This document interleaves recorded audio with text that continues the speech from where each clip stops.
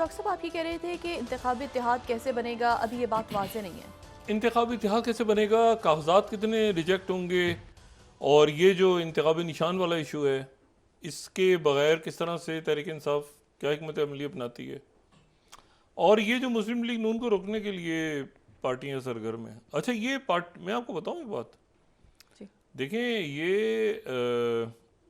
मतलब अब यहाँ पर एक इशू है ना कि पुराने कारकुन और पंजाब में, या वो लोग जो कि सीट एडजस्टमेंट करनी है, तो फिर आप तहरीके इस्तेकाम पाकिस्तान पार्टी जो है वो तो फिर पूरा, और वो उनके पास ऑप्शन पीपल्स पार्टी का भी है। और वो जो है इस मरहले पे जो पीटीआई का वोटर है, पीटीआई का वोटर, वो मुस्लिम लीग नून को तो वोट डालने से रहा। तो अगर उसको वहाँ पर कैंडिडेट के ऊपर नीचे हो गया तो वोटर खामोशी से जाके ऐसी शख्सियात को जो कि उनके साथ वो रहे हैं पहले मुंसलिक, उनके इलाकों के हैं या बाकी, तो वो उधर जाके वोट डाल देगा। लेकिन वो जो है वो मुस्लिम लीग नून के ख़िलाफ़ एक बड़ा महाज बन रहा है। और मैंने कहा ना कि ये एक तो सामने है ना जो चीज़ नज़र आ रही है, लेकिन दो बातें जैसे मैंने आपसे बताई। तो सरफराज बुगटी साहब इधर जाते थे, ऐसे हो गए, कैसे हुए किसी को नहीं पता। दूसरा ये है कि जो पीपल्स पार्टी के खिलाफ इत्तेहाद बनते बनते गायब हो गया, जो कि मुस्लिम लीग नून ने बनाना था अभी तक।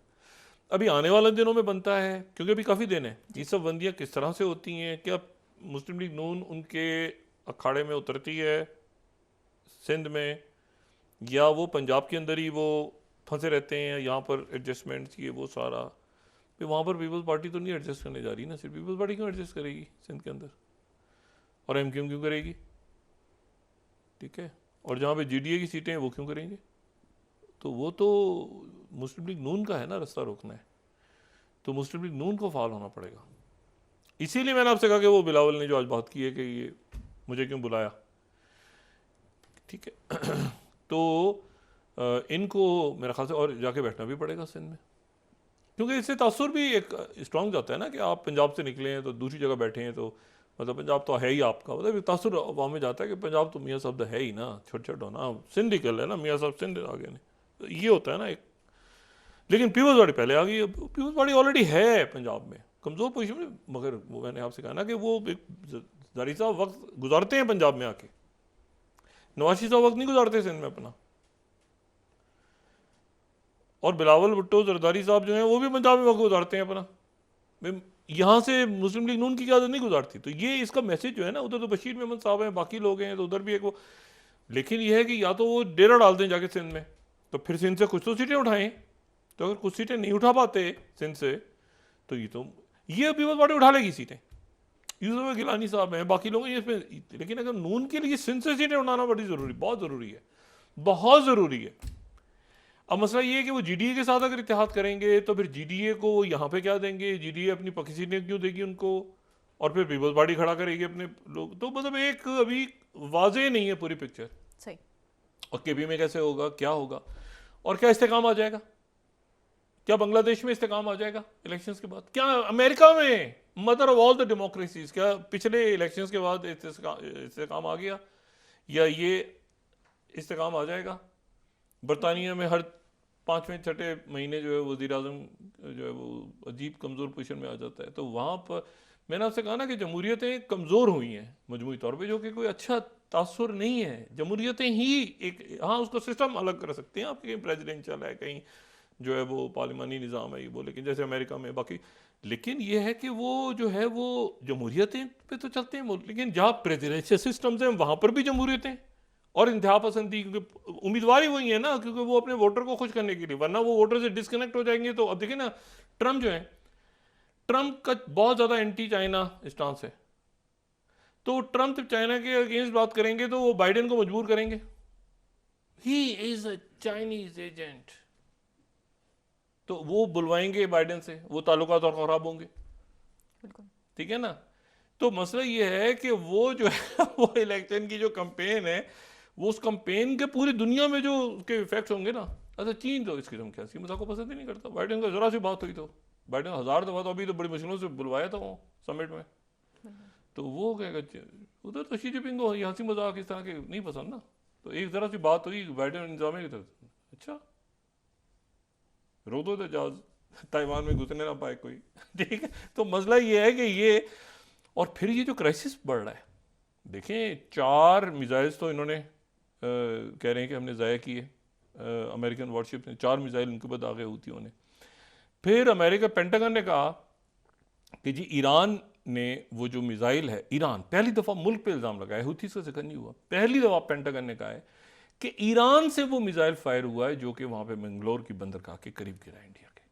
ये अभी पेंटागन ने कहा है। इसको डिनाई किया है ईरान ने। इंडिया क्या इसको डिनाई करेगा पेंटागन के स्टेटमेंट को? ये एक सवाल है ना। मैंने अभी थोड़ी देर पहले पूछा, वहाँ तो एक खामोशी थी। क्या इंडिया इसको डिनाई करेगा कि पेंटागन झूठ बोल रहा है? पेंटागन ने कहा कि नहीं, ये हमें कंफर्म पता है कि ये ईरान से मंगलोर के पास अटैक हुआ है, रॉकेट ड्रोन अटैक हुआ है। तो अब क्या इंडिया पेंटागन को डिनाई करेगा? और ईरान ने कह दिया हमने नहीं किया।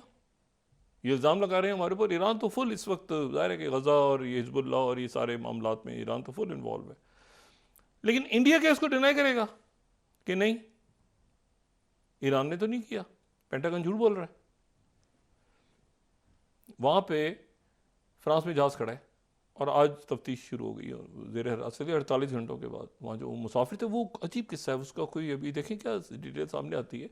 जो निकोरा गोवा जाते हुए जहाज़ लैंड हो गया, अजीब। लेकिन ये है कि ये अब इशू है ना बहुत बड़ा, कि ये जो है वो उन्होंने पहली दफ़ा किसी मुल्क पर इल्ज़ाम लगाया है। अच्छा, अब इसराइल ने तो कह दिया, तो ईरान और इसराइल साथ साथ हैं, तो इसराइल तो कह रहा है कि ईरान है पीछे, ईरान है पीछे। इंडिया की पोजीशन क्या होगी? पेंटागन ने कहा ना, तो पेंटागन को आप डिनाई करेंगे? तो ये एक ऐसी सूरत हाल है जहाँ पर जो है वो ज़रा आने वाले दिनों में, मैंने कहा ना कि बड़े उभाम, बड़ी जंगें, बड़ा तल्ख माहौल, लोग उदास परेशान। ये ख़ास तौर पे गज़ा की जो कत्लेआम जारी है, अभी भी लाइसेंस टू किल मिल गया उनको, करारदाद जो जिसके ऊपर ये जंगबंदी नहीं हुई। और इसी दौरान ज़ाहिर है कि सफारत खाने, दारुल हुकूमत सारे फ़ाल हैं, क्योंकि जंगें हैं बड़ी। और अल्लाह ताला खैरियत के साथ ये क्रिसमस लेकर आए सारी दुनिया के लिए। लेकिन ये कि क्या खैरियत, वहाँ पर जो है वो 14 ये वीकेंड पे 14 फौजी और इसराइल के मार दिए उन्होंने ज़मीनी हमले में, ज़मीनी ग्राउंड पे। और वो 200 लोग और शहीद हो गए हैं। वो नॉर्थ में बहुत लड़ाई हो रही है हिजबुल्लाह के साथ, बड़ी सख्त हो गई है लड़ाई। लेकिन देखते हैं कि ये अब ये मामलात आगे किस तरफ जाते हैं। तो ये हमारा इलेक्शन नहीं है, ये दुनिया के 4 अरब लोग इस साल इलेक्शन में जा रहे हैं। और कहीं कहीं ऐसा होगा कि इलेक्शंस के नतीजे में जो है वो एक स्टेबिलिटी आ जाएगी। वरना तो ज़्यादातर तो यही है ना कि इवन यूरोप के अंदर भी जो राइट विंगर्स और बाकी सारे को वो सुकून चैन जो है ना वो नहीं, मतलब स्टेबिलिटी, सिक्योरिटी, फॉरेन पॉलिसी, जो आपकी इकॉनमी है वो होता है ना, लोगों के आवाम के इश्यूज़ हैं ना, तो वो ये इलेक्शंस किस तरह हल करते हैं पूरी दुनिया में, ये देखना है। और बस वो तो हम देख ही रहे हैं कि क्या हुआ। बरतानिया की सिस्टम है उनके बने हुए, लेकिन वो उसमें कोई स्टेबिलिटी वाला फैक्टर है ना, अमेरिका इधर इधर आगे पीछे दाएं बाएं, तो वो स्टेबिलिटी जो है वो आपको इलेक्शंस के नतीजे में इन सालों में कम। जमहूरियत का कमज़ोर होना अच्छा नहीं है, बस जमहूरियतें कमज़ोर हो रही हैं, ये समझ लिया। जमहूरियतों का कमज़ोर होना किसी तरह से भी अच्छा नहीं है। जमहूरियतों को मजबूत होना चाहिए ताकि आवाम के जो नुमाइंदे हैं वो उनके मसाइल हल करें। जी, बहुत शुक्रिया डॉक्टर साहब।